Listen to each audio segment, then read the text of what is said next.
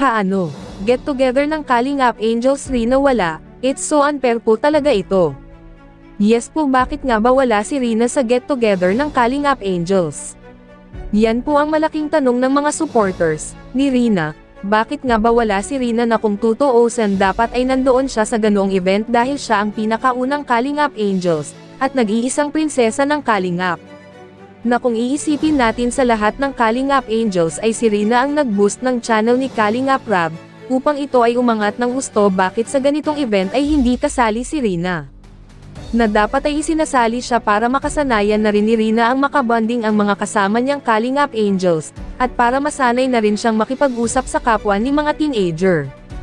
Ayon pa sa isang comment na nabasa ko, bakit nga daw hindi isinama si Rina sa get-together ng mga kasama niyang mga Kalingap Angels na kung titingnan daw ay si Rina ang angat sa kagandahan ng kanilang lahat.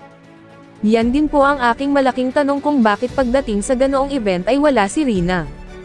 At kung ako ang tatanungin sa lahat ng mga Kalingap Angels, ang kakaiba ang kwento ng buhay ni Rina kumpara sa ibang mga Kalingap Angels. Dahil sa lahat ng mga beneficiary ni Kalingap Rab ay ang nakikita kong nakakaawa ang kalagayan ay si Rina. Ano nga kaya ang dahilan kung bakit wala ang ating mahal na Rina sa get-together ng Kalingap Angels? Tanging si Kalingap Rab lang makakasagot nito, pero baka naman din masama ang pakiramdam ni Rina kaya wala siya at hindi makakarating dahil ang alam ko ay sa sobrang pagod ni Rina ay muli na naman itong nag-trigger, buti na lang at naagapan kaagad ni Ate Roda.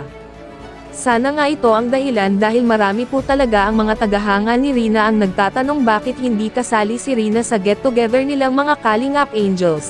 So guys, hanggang dito na po muna tayo sa aking maikling reaction video. At sana patuloy nyo pa din po akong samahan sa aking paglalakbay sa mundo ng social media.